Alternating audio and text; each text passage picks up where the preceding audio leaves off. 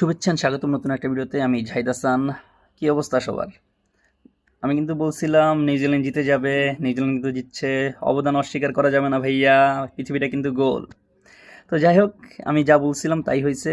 Host Pakistan তাদের প্রথম ম্যাচেই, উদ্বোধনী ম্যাচেই হেরেছে নিউজিল্যান্ডের কাছে। আমি আগেই বলেছিলাম যে পাকিস্তান 280 নিচে করবে, নিউজিল্যান্ড 300 উপরে করবে, তাই হয়েছে। এবং কি নিউজিল্যান্ড একতরফা ম্যাচ জিতবে, একতরফাই জিতেছে। আর প্রিডিকশন যা দিয়েছিলাম তাও সব কিছুই হয় নাই। তবে একটা জিনিস, অনেকে আমাকে ফোন দিছে, আমার ফ্রেন্ডরা বলতেছে যে আমি বলছি বাবর খারাপ খেলবে, ভালো খেলছে। ভাই এটা ভালো খেলা? এটা ভালো খেলা? 90 বলে 64 রান করছে, 321 টার্গেট, সেইখানে এটা ভালো খেলা? বাবর আজম আউট হয়েছে 34 নম্বর ওভারে। তো 34 ওভার পর্যন্ত মাঠে থাইকা ও 64 রান করছে।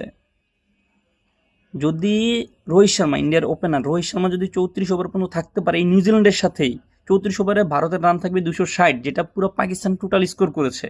আমি লিখে দিলাম, যদি নিউজিল্যান্ডের বিপক্ষে রোহিত শর্মা 34 ওভার পর্যন্ত থাকে, রোহিত শর্মার রান তো 100 পার হবেই, প্লাস ইন্ডিয়ার স্কোর থাকবে 260, 120 পার হবে রোহিত শর্মার স্কোর। রোহিত শর্মা 90 বল খেলতে বলে 120 অনায়াসে পার হবে। তো যাই হোক, আজকের ম্যাচ হচ্ছে ভারত আর বাংলাদেশকে নিয়ে।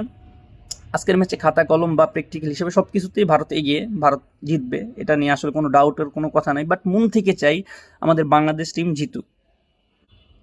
হার জিত খেলার একটা অংশ, এটা থাকবেই, এটা স্বাভাবিক। তবে পাকিস্তানের মতো যাতে না হয়, অন্তত বাংলাদেশ যাতে একটা ভালো ফাইট দিয়ে হারে। ফাইট দিয়ে যদি হারে কোনো আফসোস নেই। খেলা যদি হাড্ডাহাড্ডি একটা লড়াই হয়, সেক্ষেত্রেও মানে মনকে একটু সান্ত্বনা দিতে পারবো। বাট এরকমভাবে যাতে না হারে। আমি চাই বাংলাদেশ একটা ভালো স্কোর করুক, ভালো খেলুক, একটা কন্টেস্ট হোক খেলার মধ্যে, অথবা যদি জিততে যায় তাহলে তো সোনায় সোহাগা। আমার প্রেডিকশন, যদি বাংলাদেশ আগে ব্যাটিং করে তাহলে 270-এর নিচে থাকবে, যদি ভারত আগে ব্যাটিং করে 350+ হবে। এটা মূলত এটাই হওয়ার মতো। বাট বাংলাদেশ কিন্তু বরাবরই ভারতকে খুব ভালো টক্কর দেয়। ভারত কিন্তু বাংলাদেশের সাথে মানে যে কোনো আইসিসি ইভেন্টেই খুব মানে একটা কন্টেস্ট পর্যায়ে চলে যায়। সেই ক্ষেত্রে একটা আশা দেখা যাইতেছে বা আশা করা যায়। আর আমাদের নাসুম আহমেদ রয়েছে, মোটামুটি বাঁহাতি বলার। সো বাঁহাতির বিপক্ষে ইন্ডিয়ার অনেকেই একটু দুর্বল, যেমন রোহিত শর্মাই বাঁহাতি স্পিন হোক বা পেস বোলিংয়ের হোক, সেখানে একটু দুর্বল। তো এই তো, যদি প্রথমে পাওয়ার প্লেতে 2-3টা উইকেট খেয়ে দিতে পারে ইন্ডিয়ার, সেক্ষেত্রে আই থিঙ্ক 300-র ভিতরে যদি রাখতে পারে, একটা সুযোগ আছে জিতার। আর যদি বাংলাদেশ প্রথমে ব্যাটিং করে 300 আপ করতে পারে, দেন একটু ভালো শুরু করতে পারে নতুন বলে, তো আই থিঙ্ক জেতার চান্স আছে।